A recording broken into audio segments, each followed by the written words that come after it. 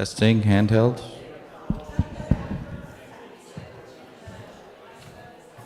Testing podium.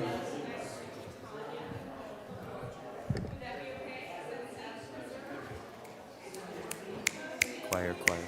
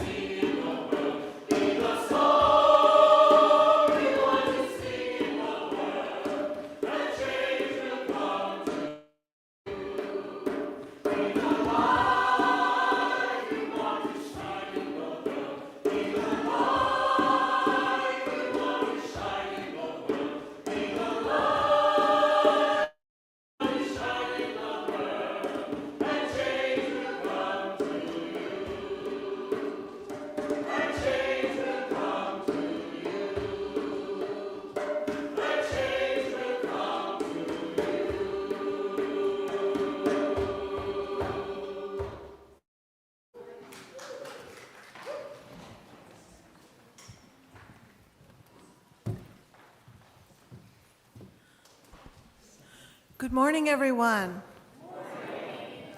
Welcome to First Parish in Brookline, a Unitarian Universalist congregation. My name is Lisa Underhill. My pronouns are she, her, and I am honored to be your worship associate today. Our service today will be led by Joanna Lubkin, who is a rabbinical student. Her path included 10 years of service in UU congregations, college chaplaincy, a lifetime of Jewish education, a passion for song leading, and training as a community organizer.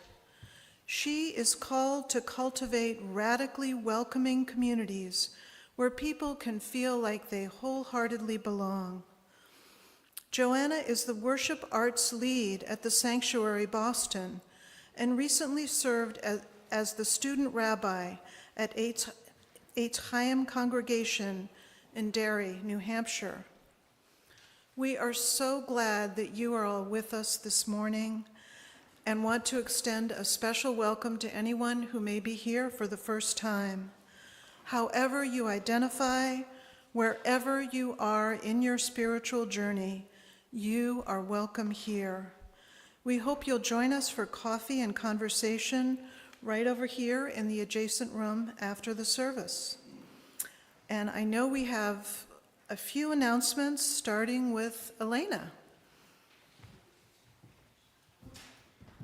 And Trixie. And Trixie. Come on. Yeah, she's here with me because I have a lot of church today, so she's not to be trusted left at home.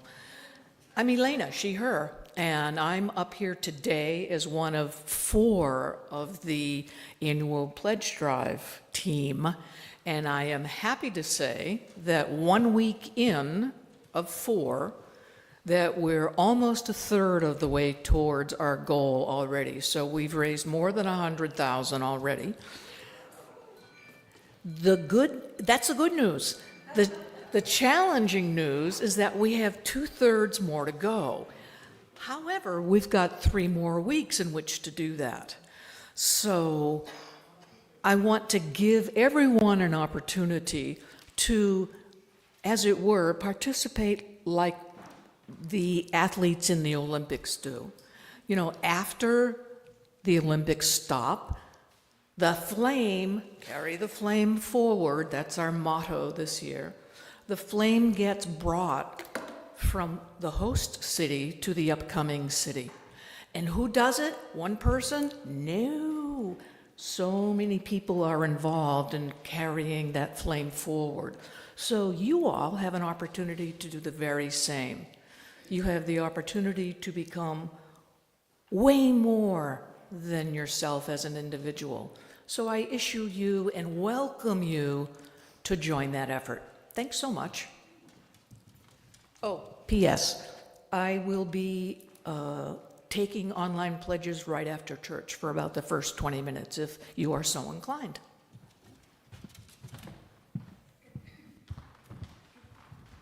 So I think Eliza and Susan also have announcements.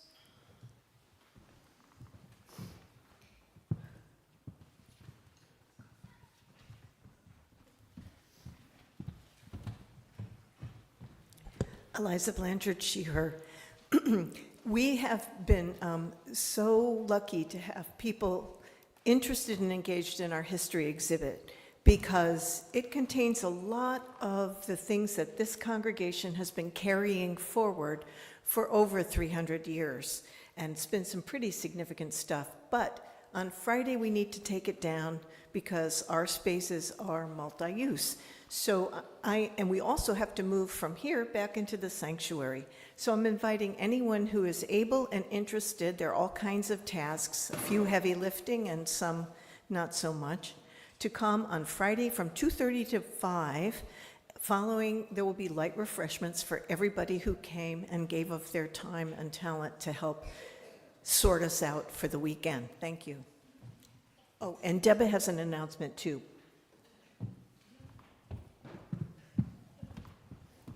Susan Larrabee, she, her. Death happens. previously known as a death cafe. We'll be having a rich conversation about death at 12:30 today until 2-ish in the Dana Room, and we hope you'll join us.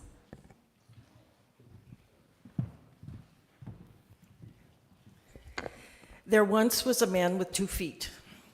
Was easy to walk down the street, but give him a chance to get up and dance, and he'd make a hasty retreat. But that's all going to change. He now wants to expand his range. Marcy has the skill, she's wise to the drill, and she knows of dance syndrome derange. Come one and all to the party, kids through those aged and hardy. Nobody will know if you step on a toe. And who cares?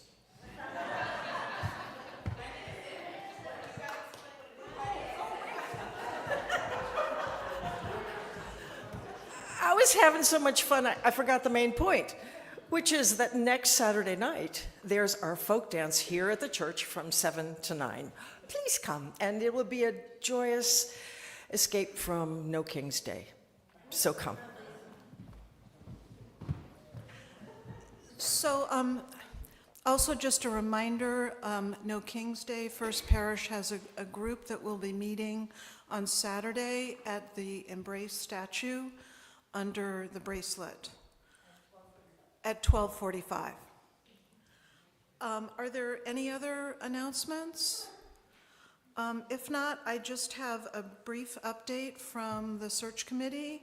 We will be submitting our candidates' rankings tomorrow. Yay, Michaela, she's doing all the heavy lifting for us.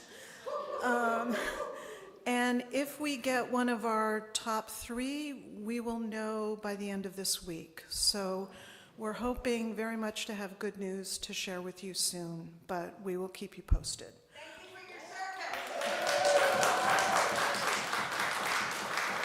So, and now we have a testimonial.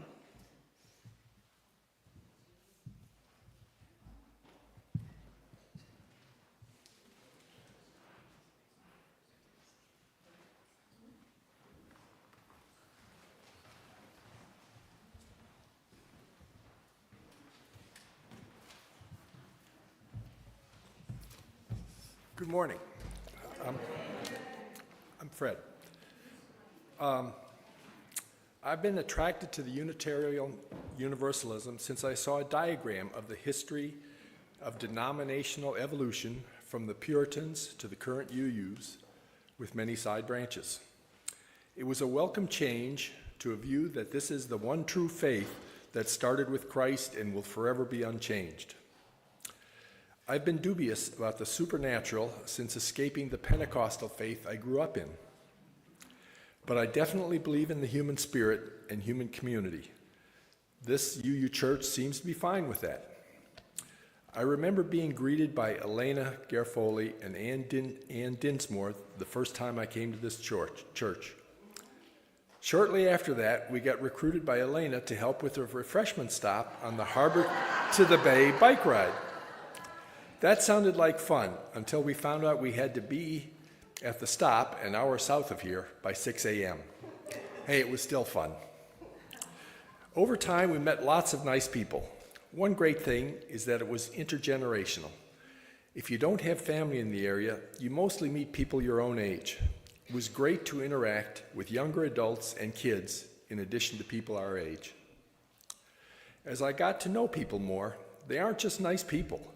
They are also accomplished and working hard to make our community and the wider world a better place. Some in their careers, some in volunteer activities, and some both. It makes me want to do what I can to make our church community a place of refreshment and regeneration.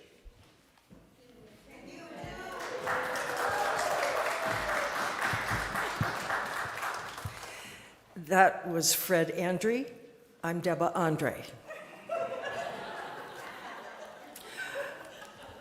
Growing up, my family went to a Presbyterian church. Then when we had children, we attended the Brookline Presbyterian Church. Unfortunately, when the boys were in their early teens, the church self-destructed, leaving us with a bitter taste and no desire to find another church. About 20 years later, a couple years before COVID, on a Sunday morning, I'm sitting in my bathrobe, doing what people who don't go to church do, when Fred comes down the stairs all dressed. He says to me, "I'm going to church. See you later," and leaves. Furious is an understatement. He later explained that he wanted to go first and check it out. He didn't want me to go, like it, and then make him go. Like I can make him do anything. Anyway, when I did go with him, I had a big chip on my shoulder. I had decided to hate it. That lasted 5 minutes. As Fred said, Elena met us at the door, sat with us in the pew, sang hymns an octave below everyone else, led us to coffee hour, introduced us all around, and had us signed up to staff a rest stop at the Harbor to the Bay bike ride the next weekend. We've been coming to First Parish a little over 7 years. I would have never expected at this age that my life would have expanded so much. I have a church full of good friends, a choir that fills me with tears and joy every week. And occasionally Keith lets me play bass, which makes me happy and crazy nervous.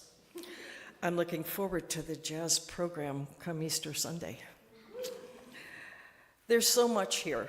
I never expected I would join things like small group ministry or Spirit of Life or spiritual autobiography. That was heavy. And we just went to game night. I won. Folk dancing is coming up, and there are those wonderful First Fridays. I loved getting wrapped up and decorating for the champagne soiree as much as I love Wednesdays with Eliza, organizing the church basement. I'm strange, that's my happy place. Actually, I think this whole church is my happy place. Thank you.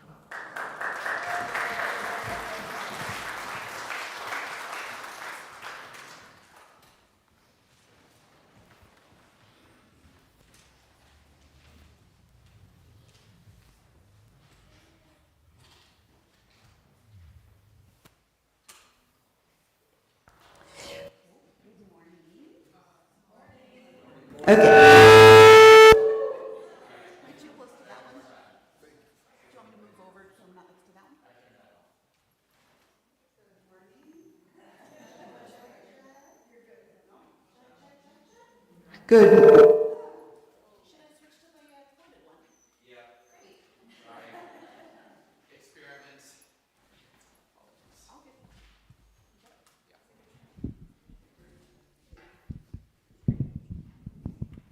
Good morning. Yes. Okay, great. Well, I like to make a splash, right when I come in. I got to make sure we're all awake. Again, my name is Joanna Lubkin. My pronouns are she and her.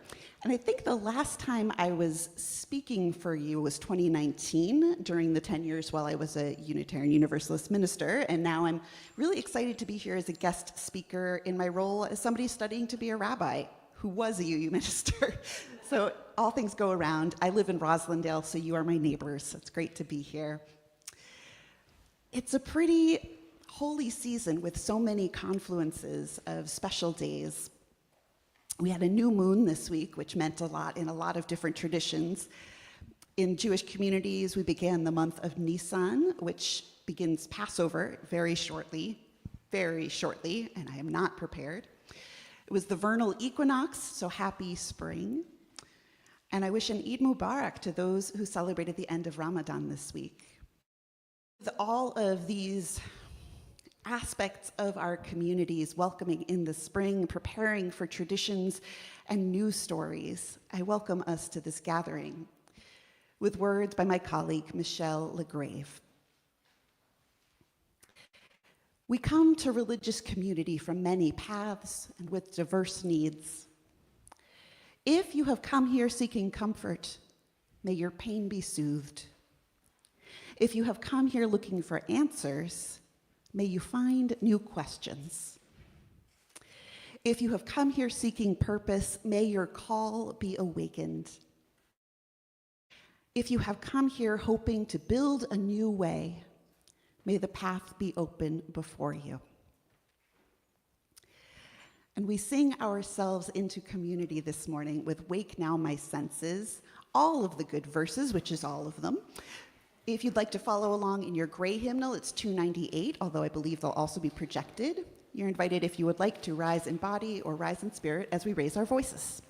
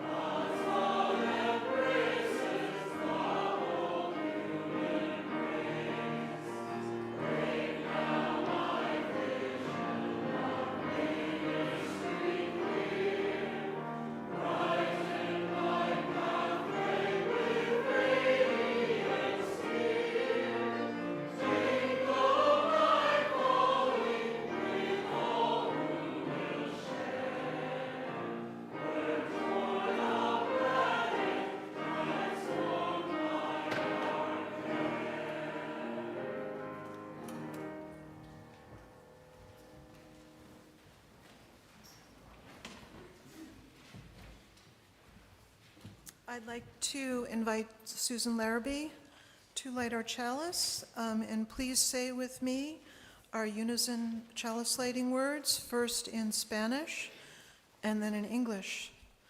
Nos entregamos y nos comprometemos a caminar juntos cuando congregación, prometiendo con mucha fe cuidarnos mutuamente y deleitarnos en el amor que permanecerá entre nosotros.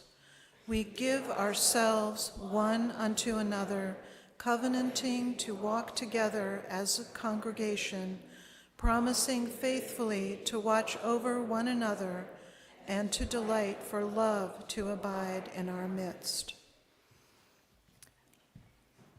And now this is the time in our service when we invite you to come forward to briefly share a joy or concern that is uppermost in your heart.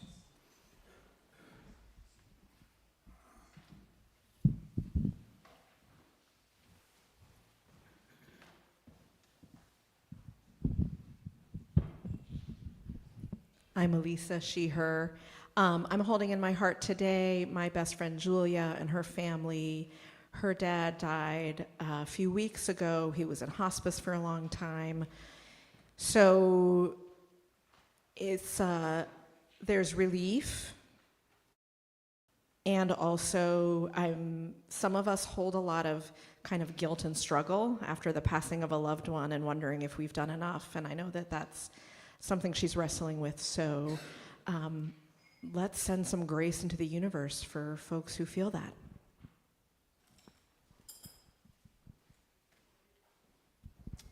Hello, Eleanor Clarkson. She, her, whatever.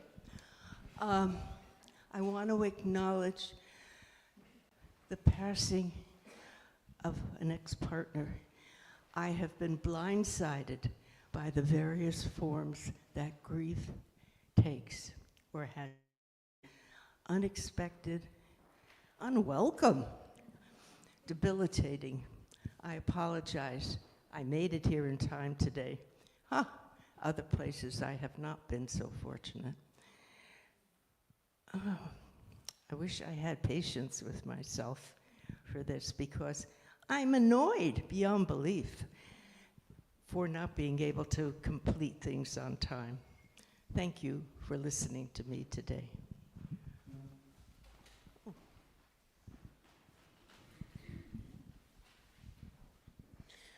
I have one for joy and concern. Well, I wouldn't say it's much of concern. It's kind of a very annoying part.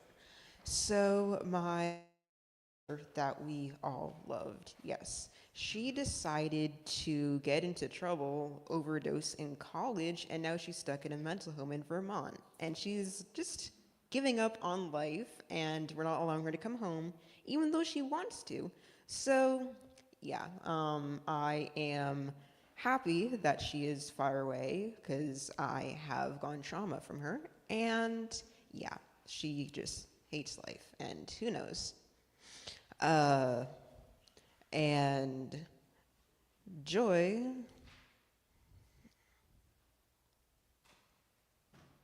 well, I don't have one anymore, so.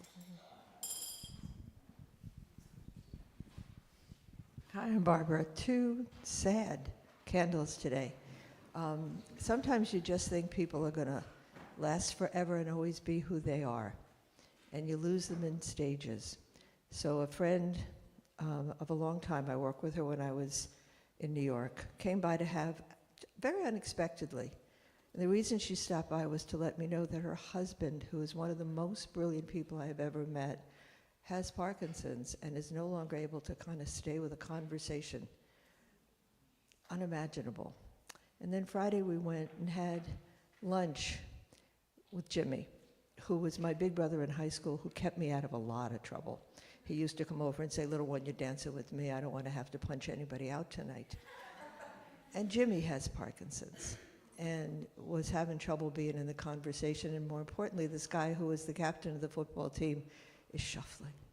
So I'm holding them both in my heart and just living with the mystery of that we don't go all at once. People change and not in the ways you expected.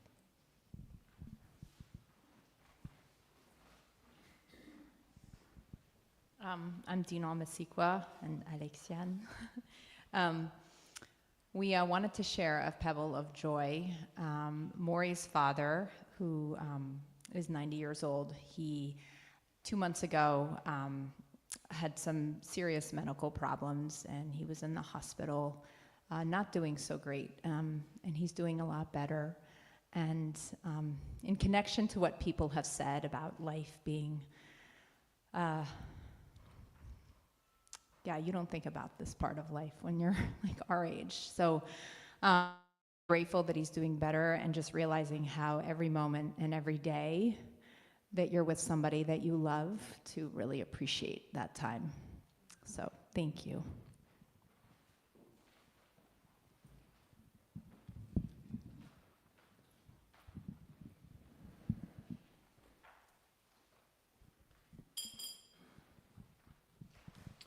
Hi, I'm Ty, and this is a pebble of concern.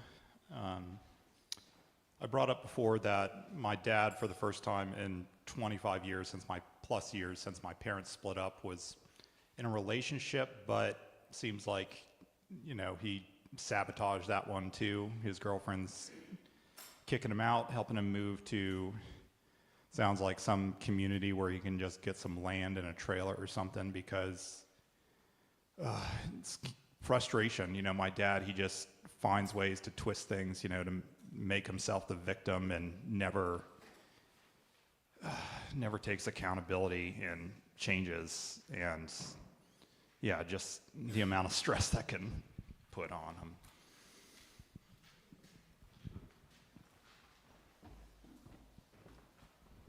Hi, Marilyn Tressel. I'm going to add some joy to this bucket, okay? Joy number one, Ed is doing much better and said he thought he'd be coming next week, which is great. He's moving around really well. We're happy. He's even able to help walk the dogs. Other joy is, many of you know our son Nick. He and his wife Liv are expecting, their due date is tomorrow for their baby girl. So we have a little joy coming.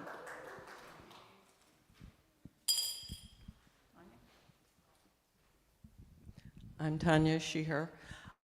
I wanted to let people know that Judy Mason is not with me tonight because her sister-in-law is terminal and she's kind of waiting to hear the end. So just keep Judy in your thoughts.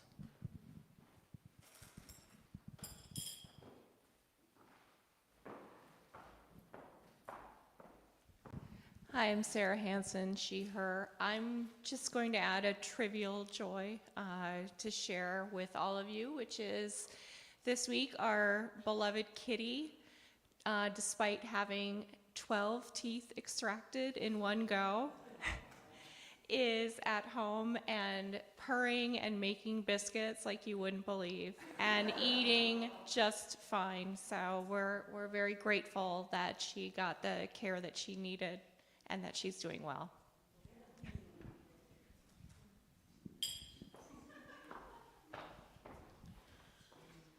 So I'm going to put in one last stone or two stones for the joys and the sorrows that we shared and also those that remain in our heart that are equally important.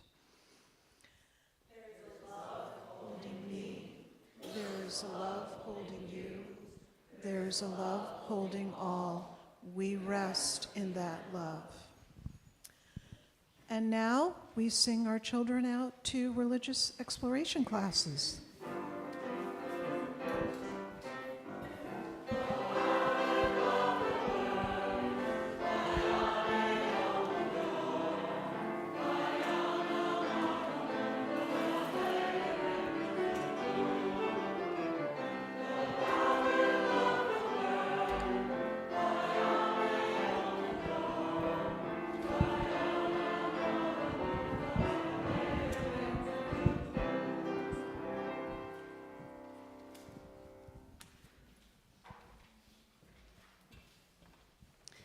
You'll also get to watch me precision park every time I come up here.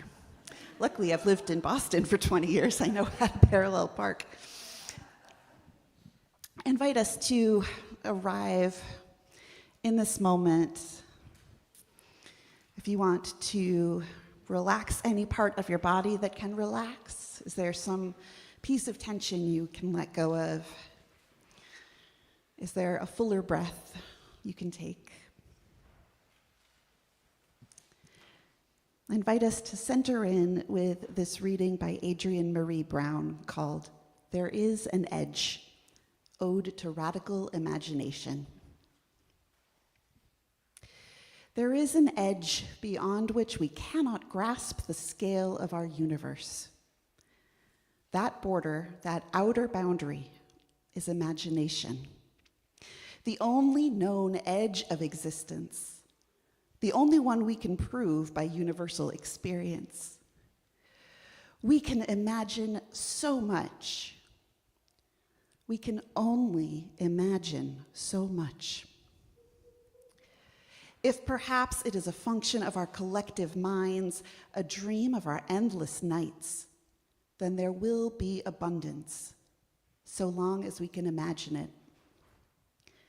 Abundance on earth, if we can imagine it, or abundance of earths, a sphere for every tribe and every combination. And to have it all we need is to remember that there is an edge and grow our dreams beyond it. Let's take one or two quiet breaths together.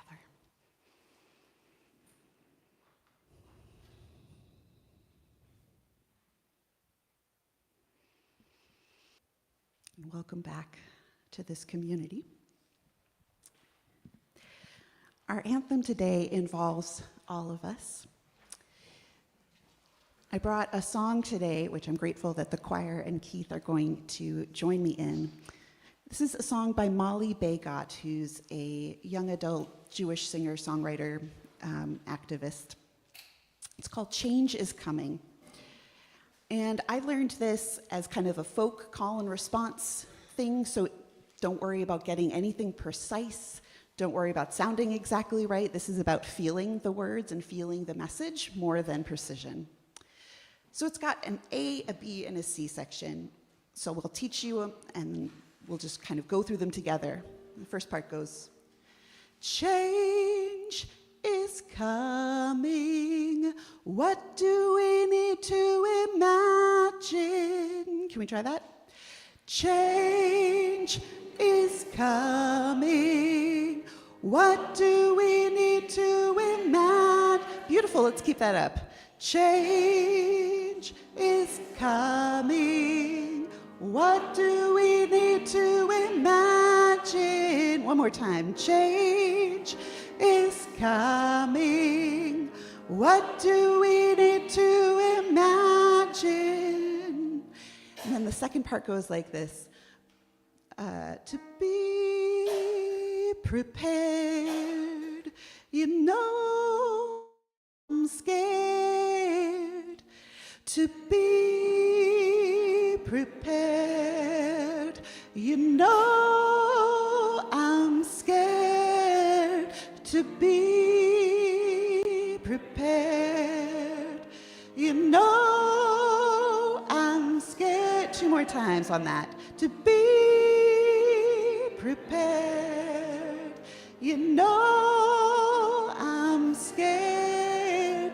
To be prepared, you know I'm scared. And here's part 3. But I know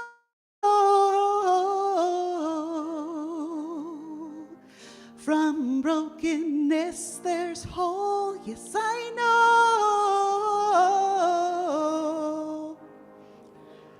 From brokenness there's whole. Yes, I know. From brokenness. From brokenness there's whole. Yes, I know.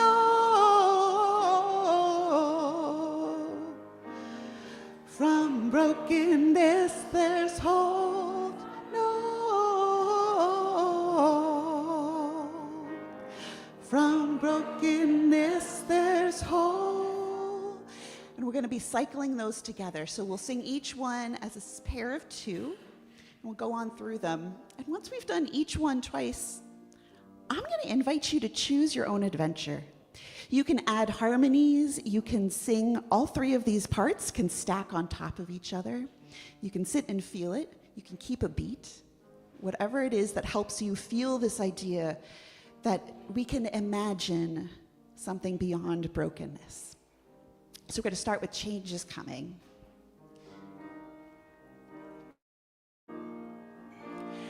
Change is coming. What do we need to imagine? Change is coming. What do we need to be prepared? To be prepared. You know I'm scared. To be prepared. You know but I know.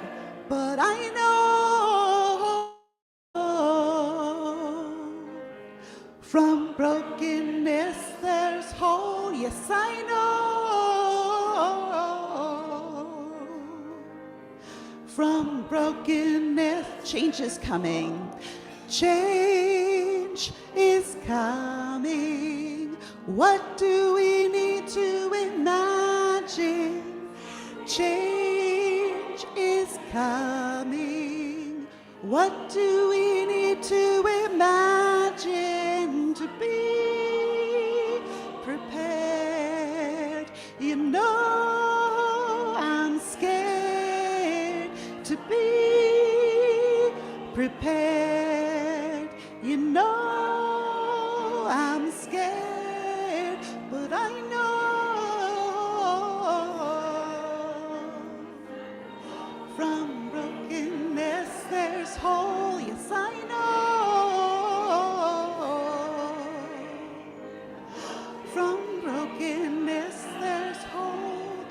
change. Change is coming.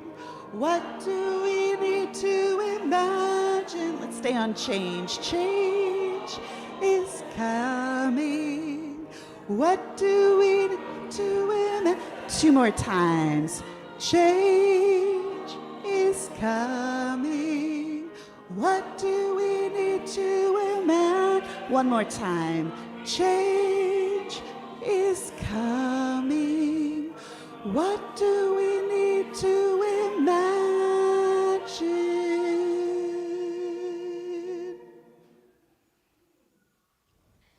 Beautiful. Thank you.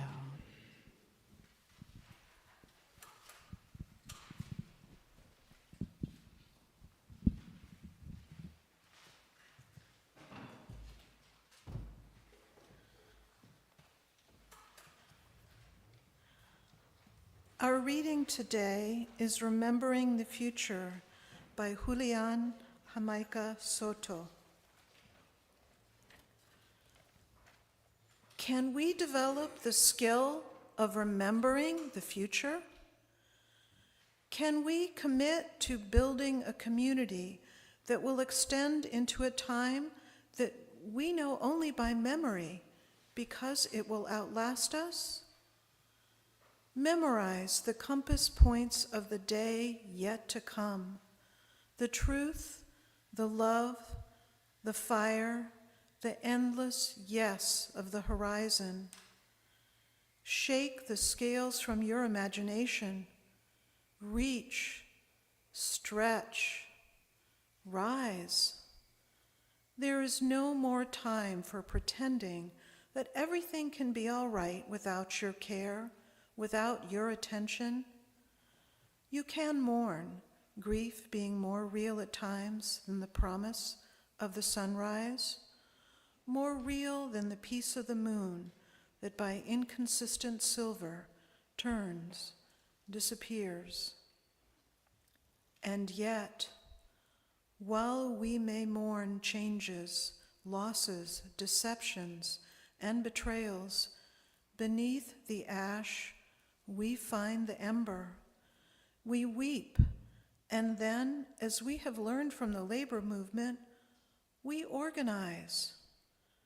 Remember the day toward which we gather, the tomorrow toward which we advance.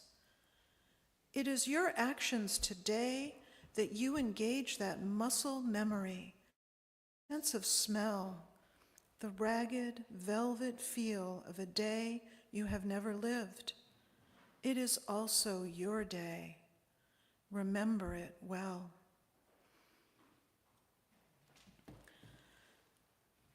And now is the time for our offering. We invite your generosity to support the good work of this community of faith and hope. If this is your first time visiting, please feel free to let the offering plate pass you by.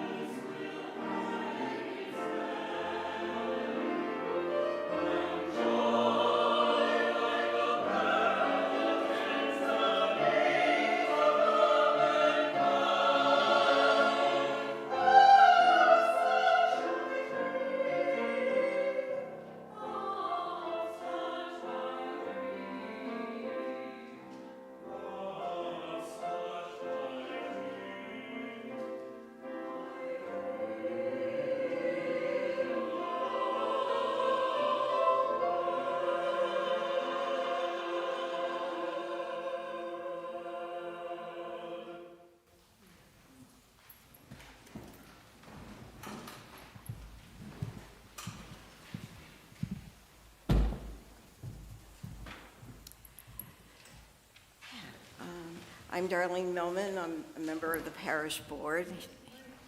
Oh, sorry. I'm Darlene Millman, a member of the parish board, and on behalf, and my pronouns are she, her.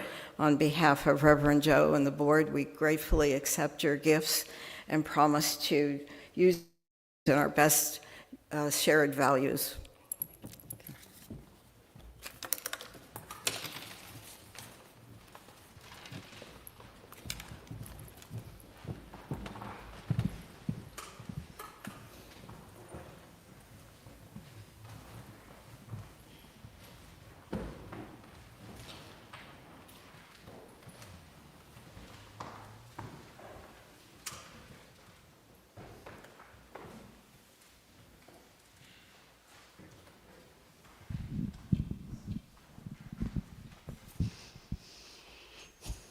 Change is coming.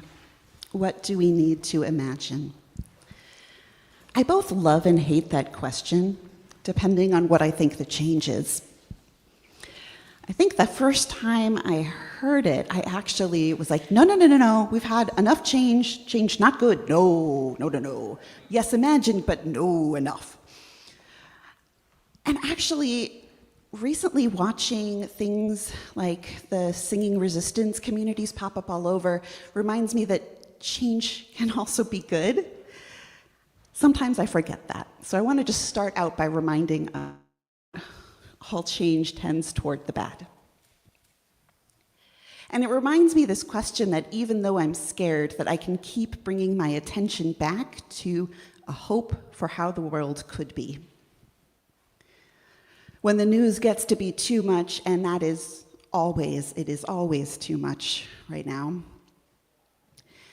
even just the reminder that imagination is an option, I find helpful. There are so many ways we can talk about sparking our imagination, picturing a beautiful future. Let me start us with one story a few summers ago. So I am sitting under a big open tent in the woods with more than 100 other people on a sweltering July day, being ruthlessly eaten by mosquitoes. And I am in heaven. This was a few summers ago when I attended a 4-day Jewish community singing retreat called Let My People Sing, which I still think is one of the best names for a retreat I've ever heard.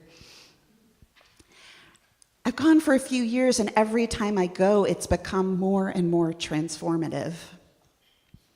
This temporary community, only for a few days, is committed to building a multiracial, multicultural, and genderful community.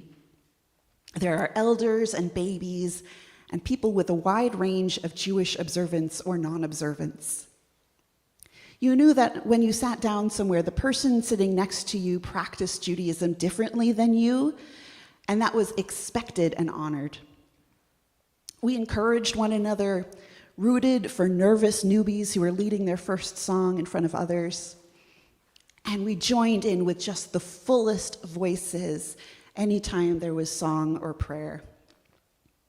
And for me, what made me cry just about every day for joy and relief, it was the most welcoming, inclusive, accessible, and disability justice-centered event that I have ever gone to.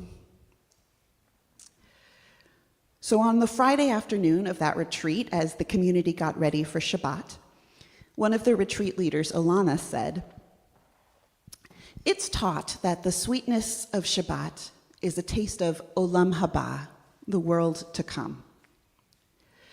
Now, in most traditional terms, this refers to a messianic age.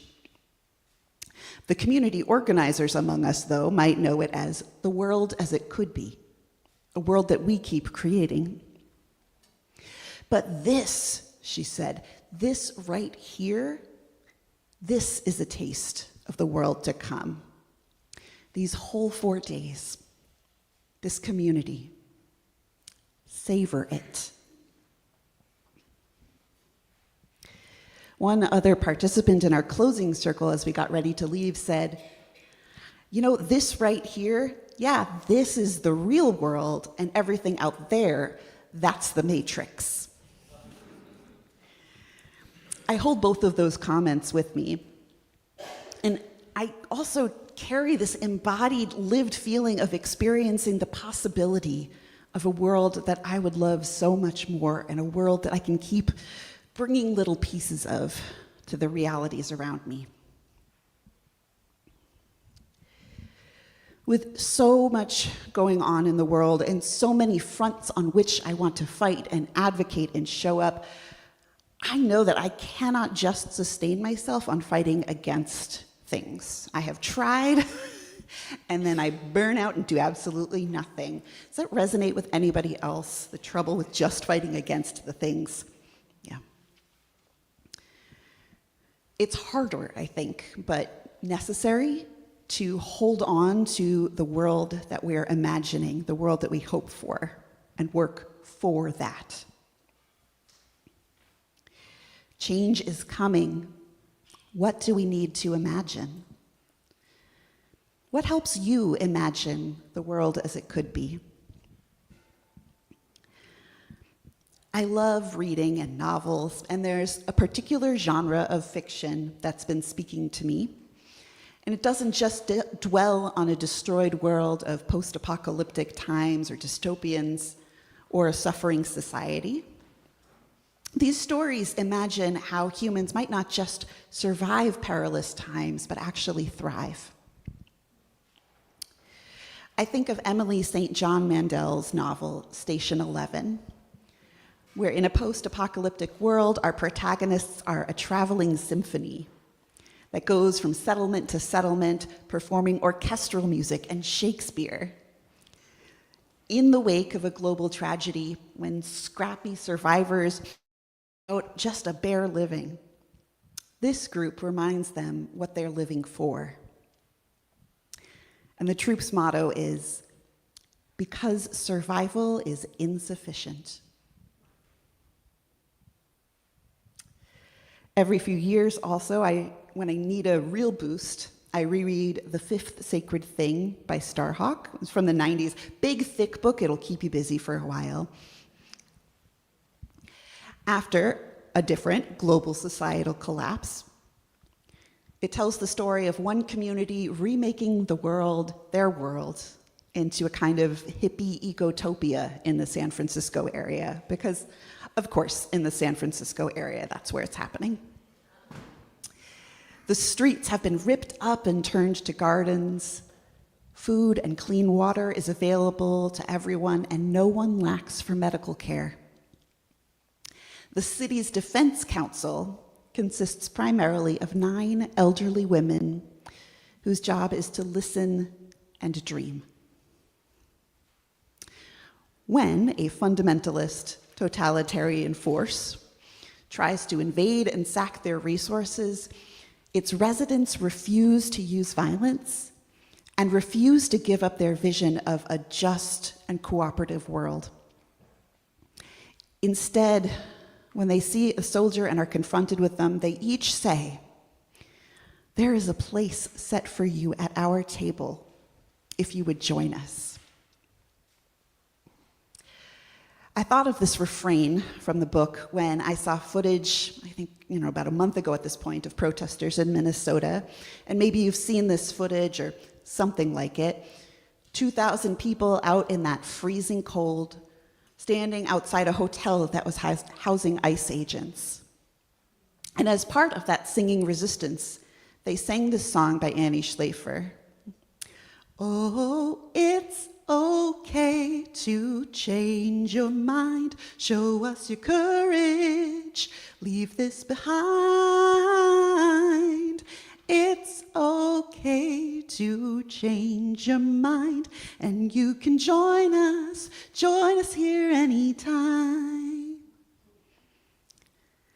Songs like this give me so much hope. And not long after, I saw a video pop up of 15,000 people all singing this together in a packed stadium, I think with also Brandi Carlile, and then they brought it out into the streets. In more traditional religious terms, these reminders of what could be possible are the work of prophets. In Christianity, for example, they speak of the kingdom of God or the kingdom of heaven, which can evoke a vision of a peaceful, loving world that we can strive for, a kind of heaven on earth. Prophets have cried out wake-up calls, warning people of what could happen if they don't change their destructive ways. But they also call out what could be possible and how beautiful the world could be.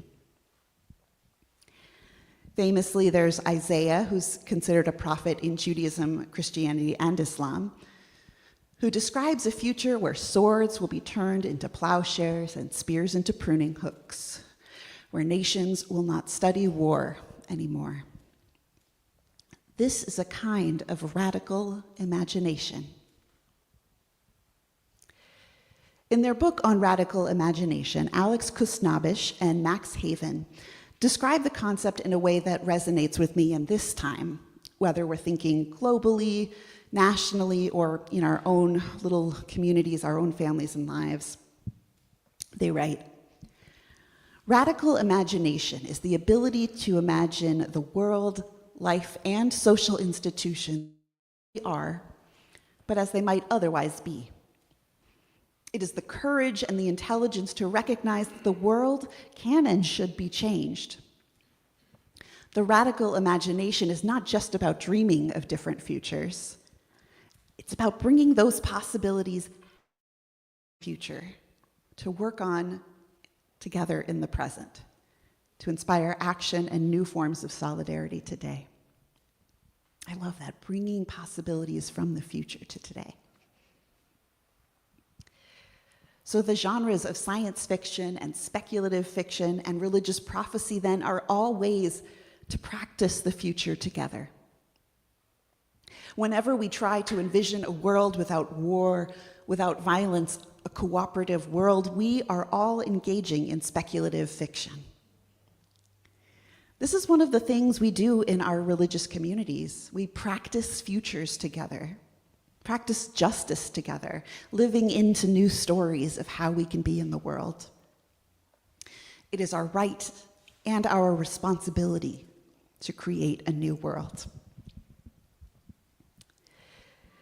Now, in my family, the way that we talked about this kind of envisioning, the way we practiced it was not in, the most traditional of Jewish terms. It was through the television show Star Trek. I literally only exist because of Star Trek. My parents met through Star Trek fandom in the 70s. My mom wrote fan fiction about a son of Spock. It runs really deep. Which meant our family was fully immersed with quotes and characters and jokes and this idea of a better future that started in the original series and has just gone through. So here's a small example of how this has shown up.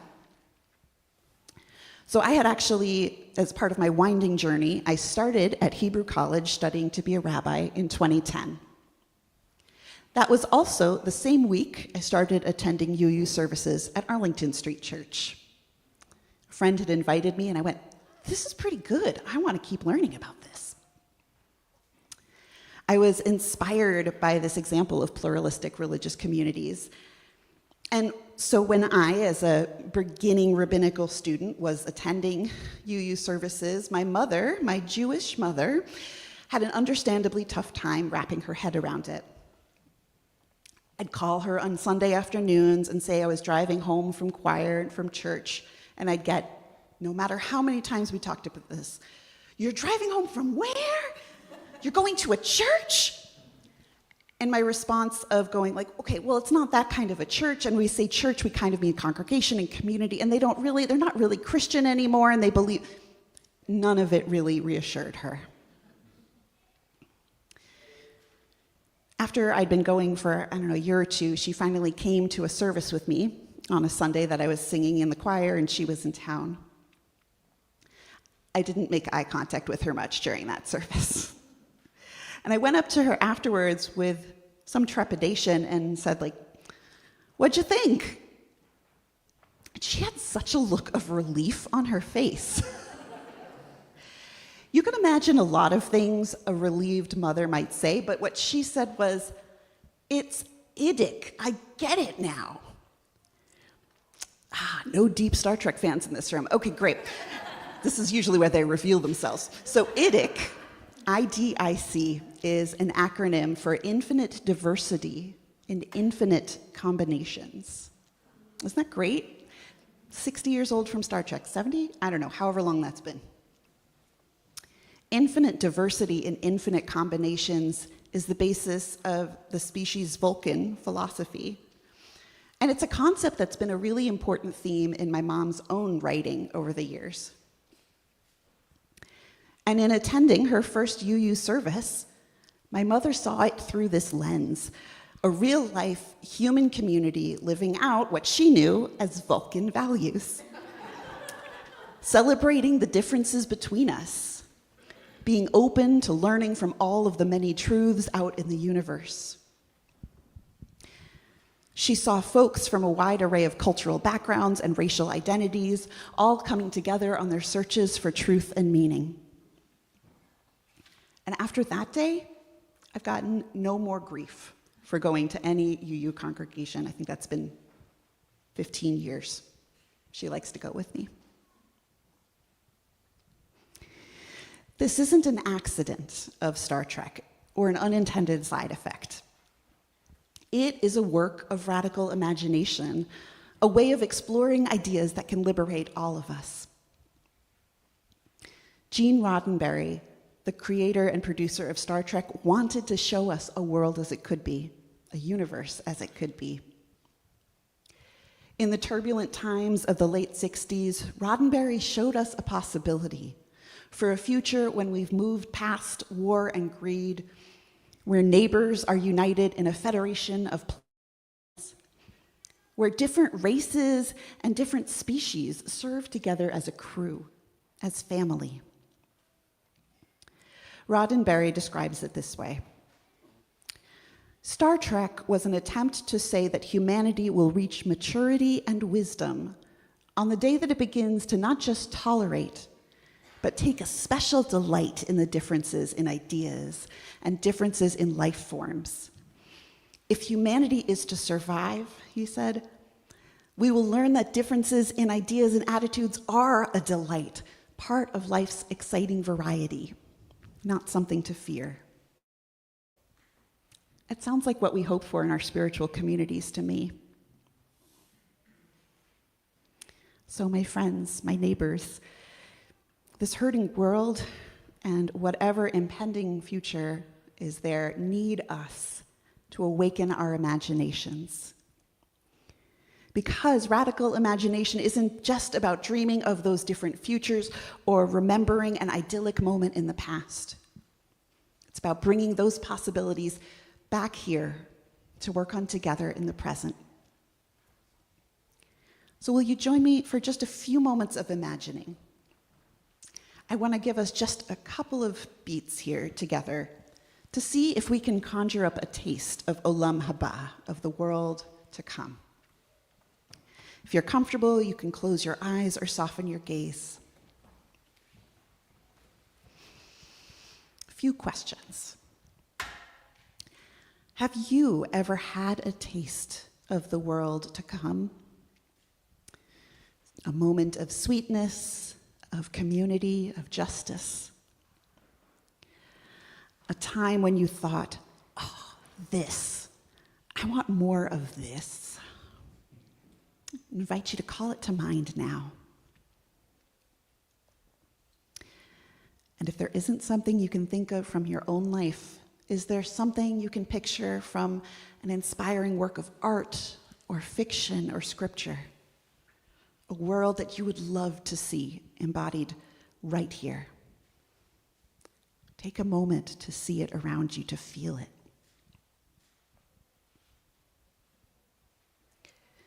What would it be like to put a dollop of that sweetness into your life right now? What could we create, and what would it feel like? Can you take that even bigger, just expand the circle a little wider? What would that sweetness look like in your city? Across the land, could it even spread itself around the world? Because it all starts with those little tastes. And before we close out this reflection, here's just one more question for us. What is one small, sweet step that you could take to bring a little taste of the world to come into this day? Because from that, we can always keep it growing.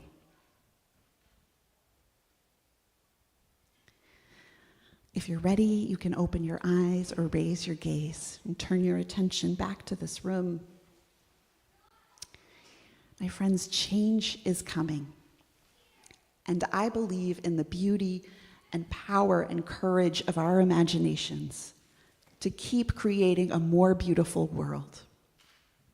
Keep living into your vision. Share it with your loved ones and your community. Let's build it together. So may it be. Our closing hymn is an invitation to come and go with me to that land, however that land is in your mind.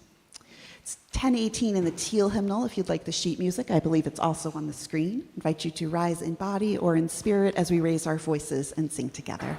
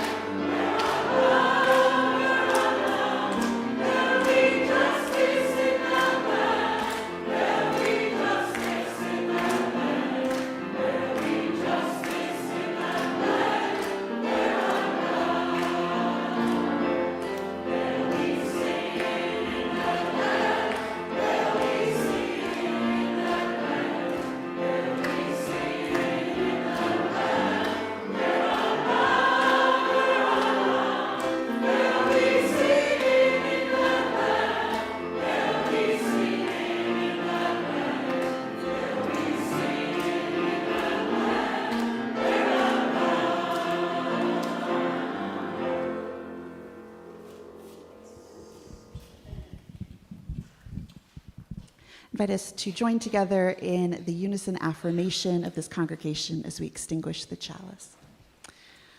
Apagamos esta llama, pero no la luz de la verdad, ni rigor de unidad, ni el fuego del compromiso.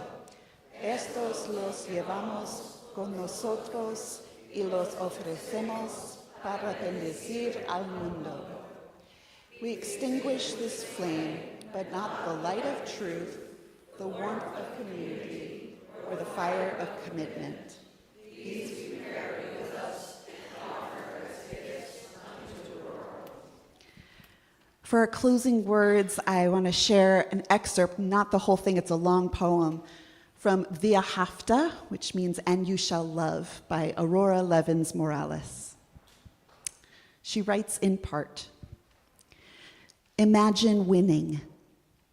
This is your sacred task. This is your power.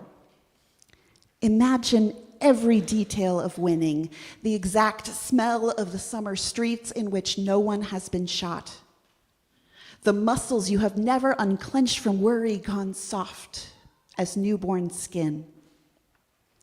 The sparkling taste of food when we know that no one on earth is hungry. When all who live under bridges and wrap themselves in thin sheets or stay in the back of car nests under a flock of roofs that keep multiplying their shelter. Lean with all your being toward that day when the poor of the world shake down a rain of good fortune out of the heavy clouds and justice rolls down like waters. Defend the world in which we win as if it were your child. It is your child. Defend it as if it were your lover. It is your lover. When you inhale and when you exhale, breathe the possibility of another world into the 37.2 trillion cells of your body until it shines with hope. Then imagine more. Hold hands, share water, keep imagining, so that we and the children of our children's children may live. Go in peace and build a world of blessing.